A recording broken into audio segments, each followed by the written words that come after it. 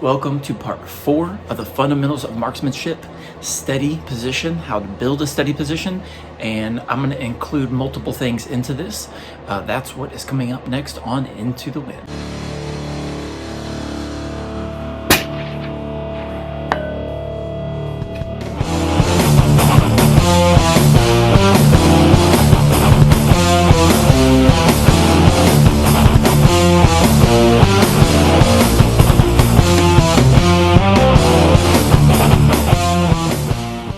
So let's talk about body position first, or I guess more accurately, how we mount the rifle, how our body is connected to the rifle and that interaction. So again, let me get you some high quality graphics here. We'll start with like laying in the prone. Let's see, that's our big old jug head. Don't judge me on my drawing. But let's say this is our body here in the prone, face down. Here's our target, 4 inches in front of us, so we can't miss. So ideally, if we're in the prone, we want to have our spine perfectly straight, and we want to have the gun in line with our spine. Not necessarily in line this way, but parallel. So we're going to typically be something like this. It's going to be tucked in, and we got our scope here, and then bang. That's the deadly end. So even though it's offset a little bit, we really want to try to get it in line with our spine, parallel. Even if you're sitting up, instead of holding the gun like sideways, or not holding your body sideways, kind of have it tucked in, you really want to try to be square behind it as much as you possibly can. That's the ideal situation. Now, each position, or I guess once you get to your final firing position, that's really going to determine how you're going to shoot the rifle, how you're going to get onto the rifle, because you can't always be perfectly behind it. So that situation is going to dictate how you mount the rifle, but ideally you want to be as square behind the rifle as possible. So in the prone, you want to try to be perfectly flat, and then have, I guess I can do that towards the camera. So we're going to have the gun here, and it's going to be perfectly, so here's my spine, and it's going to be perfectly straight out this way. Even sitting up, if you're on a bench, you want to have the rifle tucked in, and I want to have it like perfectly square with my body if I can. A couple different reasons for this. One is going to be as far as our recoil management. We really want to allow our bodies to absorb as much of the recoil as possible. So if you don't have it pulled in tight, or if you got a little bit of a gap, that rifle is going to take all the recoil. It's going to hit you, and it's going to move you around. And what's going to happen is during firing, as the bullet is leaving, that rifle is going to move, and that could be definitely going to be a potential problem. But that can be the difference between, tiny little groups and pretty massive groups, especially at those extreme long ranges. So let's head out. I'm going to actually head outside and give you a couple examples. All right, so one really good way to practice this and make sure that you are in line. If you have a pad or something like this, or if you have some dirt, you can draw some in the dirt. But you can see I've got these lines here. So that kind of gives me something to line up. You can see I've got the gun perfectly in center with this. So what my goal is to get perfectly behind the rifle, and I'm trying to get the rifle like just right here on the right-hand side of the center of my chest, and then make sure I'm trying to stay as possibly even onto the pad. And then this should be very comfortable as well. So that's kind of, use some of these lines to help. Another good thing you can do is, if you have a video camera, is go ahead and record yourself doing this, and have some sort of marker somewhere, and record yourself laying down, getting behind the rifle. And that's probably the best way, if you don't have someone there with you, to ensure that you're getting behind the rifle correctly. So let's take a look and see how that looks.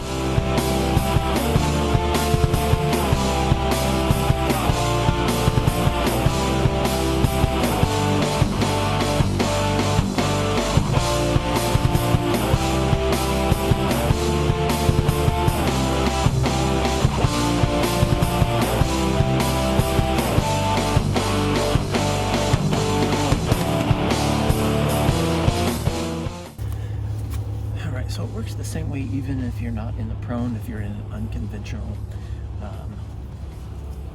unconventional stance or something kind of unsupported.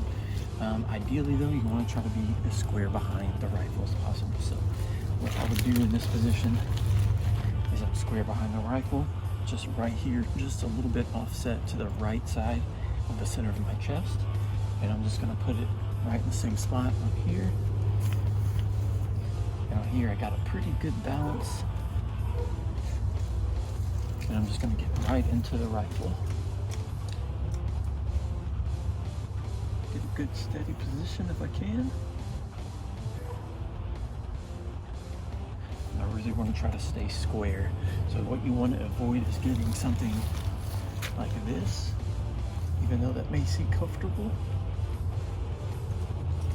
Because now what can happen is under recoil, since it's not square, and you're off to the side, you get this way, and you're off to the side, now when the gun kicks back, it's going to want to come back and to the right, or I'm sorry, to the left. And so under recoil, that can cause my my impact to shift to the right pretty severely under certain situations. So you really want to try to be as square behind it as you possibly can.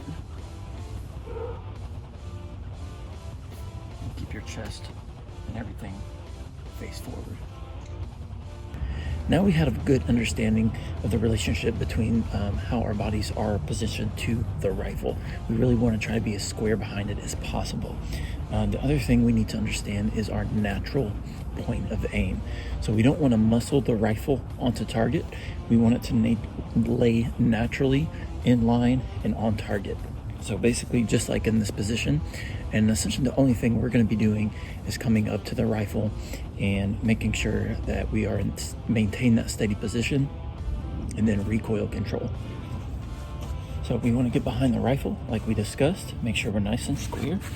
Now to make sure you have a steady position, ideally you're going to have something on the front, something like a bipod, or you can shoot off of a bag. And it's going to be the same thing in the rear. We want to keep the human aspect out of it as much as possible.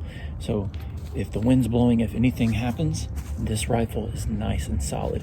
If we were to do something like this, there's a lot of flexibility in our hands. Now that may be something that you have to do under certain circumstances, but there's a lot of movement there with, very little force. If the wind's blowing, that's just not stable. So we really want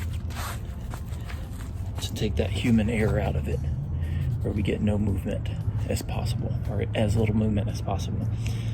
So I like to typically shoot off either a bag or a bipod. Typically I prefer bipod when I'm in the prone, and then a bag in the rear. So what we want to do, I've got a target down here at the fence. So I'm going to get on target. That might help. Okay, so I can see that I'm really close, but I need a little bit more height. So I can get one click out of the front on each leg.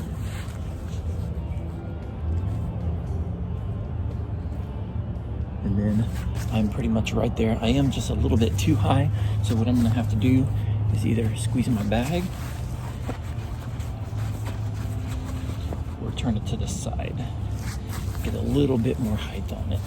And so what this is gonna allow me to do is use my head essentially as pressure and get on target.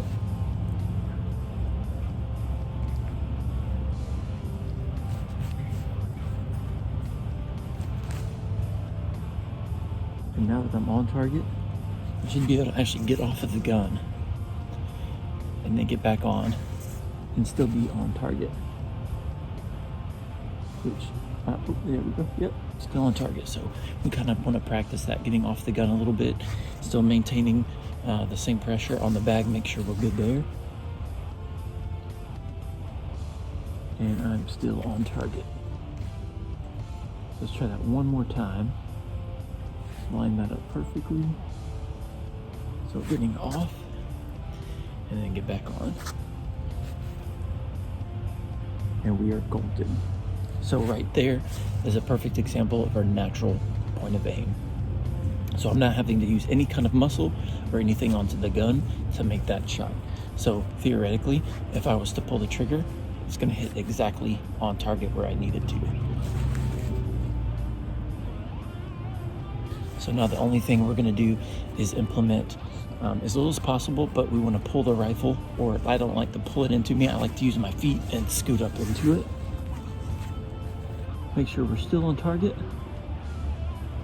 And now the rifle is nice and tight. Not necessarily pulled in, but I'm pushing my body. I'm not using any leg muscles. I just push myself further than I needed to. That way when I lay into it, it's nice and tucked in to the part of my shoulder. And so now I have perfect natural point of aim. So unless I'm talking or looking at the camera, then I'm perfectly on target. I can get off and get back on the gun, and it's right there. So that's our natural point of aim. As we build our steady position, one of the other things that we have to keep in mind, if we can, is recoil control. Now there's certain circumstances are going to dictate what we do, again, just like with a lot of this stuff, but ideally if we're in the prone position, we can implement recoil control in certain different ways, and the amount of recoil control we can we can control that as well. So as far as building a steady position, we've got natural point of aim, getting onto the rifle properly, and then because we're on a bipod and a bag, as far as recoil control, we're pretty much about halfway there. So a couple different things I like to do as far as recoil control, depending on my shooting position. So we need to think about how the rifle is going to move. I think the first step of that is trying to mitigate as much of the recoil as we can with something like a muzzle brake, a flash hider. They have hybrids. It's a muzzle brake and flash hider combination. And then my personal favorite is a silencer. So that's one of the best things that we can do to cut down on the recoil that exists. The other thing is, again, like we talked about, so we have the bipod, and we've got the bag, and then we've got our body. So we need to look at how the rifle is going to move under recoil. So one of the other things that we can do is this little object here, which is my bubble level. So if the rifle is tilted a little bit, so what's gonna happen is that rifle is gonna wanna come backwards. And if it's tilted, or if you're on an uneven surface, whichever, basically the least amount of resistance is where the rifle's going to go. So if it's tilted a little bit, obviously your bullet's going to come up and it's going to go in the direction of that tilt, so we're going to have inaccuracy there. But under recoil, if that rifle is allowed to come back, it's going to come back up, and then it's going to recoil into the position basically that it's leaning at, or whatever has the least amount of resistance. So the first thing that we want to do is minimize how much it comes back. And we are pretty much already there if we have that steady position, because when we get on the rifle, and again, so the rifle's kind of where it needs to be. Let me just give you an example. So I like to use my feet and scoot up into the rifle. So I'm like kind of past where I need to be, but I like to get down here and then scoot up into the rifle. And so now when I'm on target, I'm checking, I got both eyes open. I'm checking my bubble level, and that's gonna stop, to an extent, the left and right when it comes up under recoil. And our bodies are absorbing the recoil as far as coming back. And then if we have a muzzle device, that's gonna just minimize and mitigate a lot of the recoil there. So under recoil, the rifle's gonna wanna try to come back, but it's not going to be able to come back very much because our body absorbs most of that. So we've got the left and right component, hopefully, taken care of with making sure that the rifle is straight. We've got the back component taken care of. So now the only thing really left is going to be the upward component. Now there's a couple different things that we can do to control that. Now if you're shooting off a bench and you have no tools, then you're kind of just where you're at, other than kind of pulling that rifle into you, and then that's what you've got. So the other thing that we can do is try to get on soft ground, like the dirt here. It's been raining. I'm out here laying in the mud a little bit, but because this is soft, when we get the downward pressure under recoil and the backwards pressure, we're gonna have less movement up. So I should be able to stay on target under recoil pretty decently. The other thing we can do is, if you have a pad like this, so these pads have these holes in them.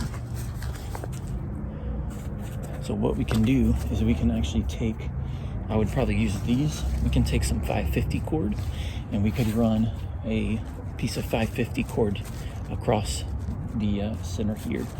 And then we can actually put our bipod legs, of course I'd have to scoot back, but we can put our bipod legs into that cord and preload our bipod with those.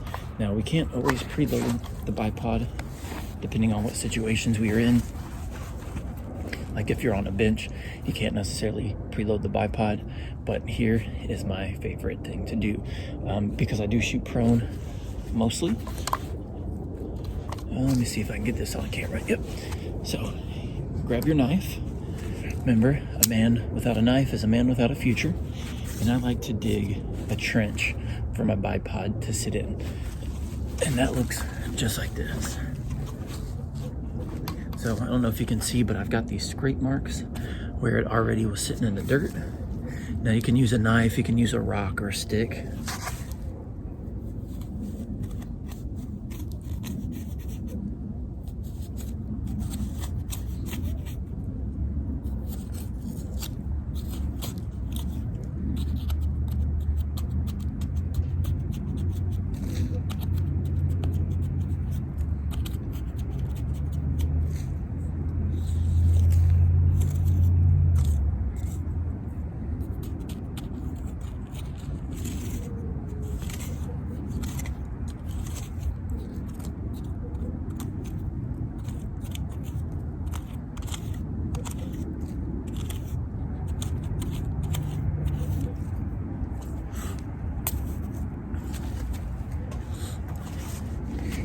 And now I've got about 1.5 inches, maybe a 2-inch trench.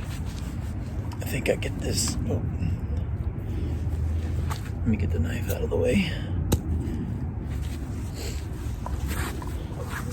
So now the bipod of our feet can go into that trench. And what that allows me to do is use as much weight of my body as I want to push forward and really lock that gun in. And this is where I get the technique of, instead of pulling the rifle into you, is pushing yourself into the rifle. So the way I like to do this, just like everything else, get behind the rifle, I actually like to lift the rifle up into a position like this and get into it just like that. Now, at this point in time, I like to just come straight down, and typically I do have to scoot back just a little bit, but I like to let the rifle determine that much. All right, so there we are. So I got a little bit of play here. So what I'm doing, I'm caught on my jacket. I'm scooting into the rifle, so here's my bag. And then I'm just coming straight down from this point, making sure my gun is lined up. So now I'll just come down into my bag, into the rifle. And so without a ton of effort, so there's a little bit of movement, but what this allows me to do is almost completely stop the recoil as far as backwards, because my body is going to absorb the most and the majority of that. With the silencer, it's going to mitigate the majority of that recoil as well. But because now I have forward pressure, it's called preloading the bipod, that's going to mitigate any kind of upward left or upward right if I don't have perfect alignment of the gun being perfectly square. Obviously we have our bubble level, so we're going to double check that, make sure everything's good. But under recoil, the gun can no longer come up, back, left, right, or anything. So the benefit of that is pretty much regardless of what my distance is, under recoil, my reticle will be still on target.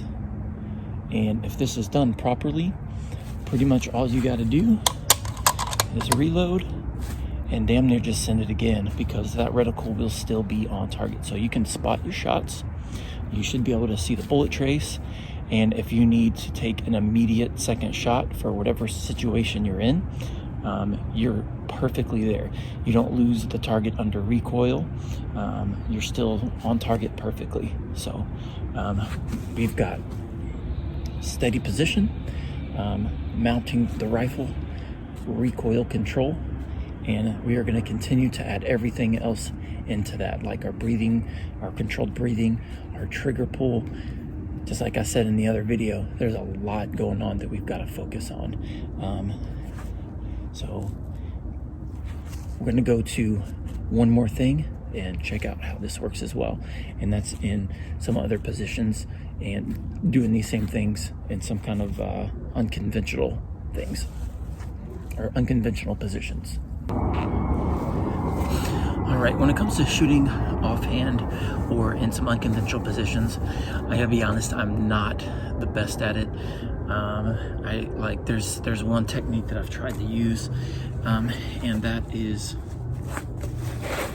basically what we're gonna do is, let's say my target's off this way,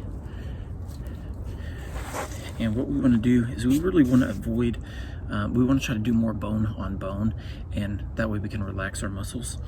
So we have these pockets in our knees and then right in here.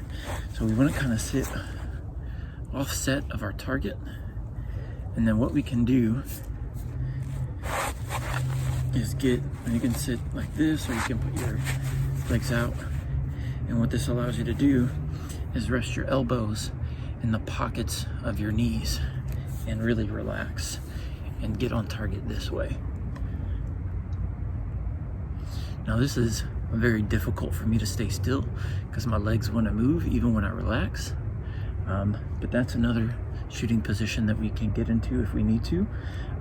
Everything else is still going to apply, so I want to try to stay fairly square as I can with the rifle. Now in this position, I'm not completely square because my chest is facing forward and then the gun's facing this way, but it's still a position that we can get up off the ground.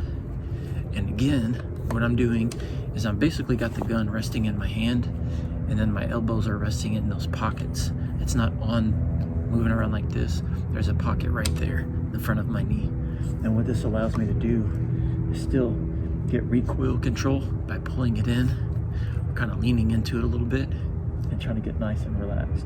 Now for me, this just isn't the best position. I don't do so good with this.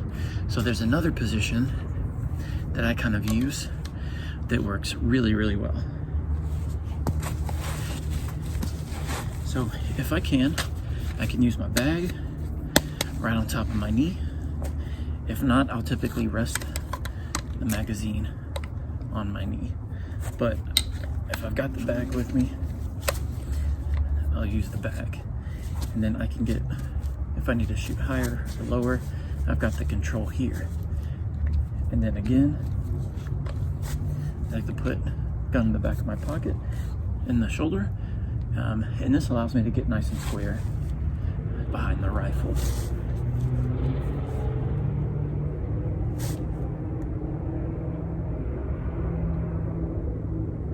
Still be able to maintain recoil control by pulling the gun into my shoulder. But again, in this position, I do still get a little bit of movement. This is a good position, I would say, for me anyway, depending on the target size, somewhere between, probably not more than about 300 yards. The other thing is, instead of being square with the rifle like this, I am going to be offset of it just a little bit, but it is a way for me to get a fairly, I don't want to say fairly solid, but solid as I can get as far as everything that I've practiced. Again, we're going to maintain our controlled breathing with the count of 4. We've got our recoil control by using our left hand and kind of pulling the rifle into us, using our right hand focused on our trigger control. And then this isn't the most steady position, but as much as we can in this position, steady position. And then this gives me using my leg as a rest.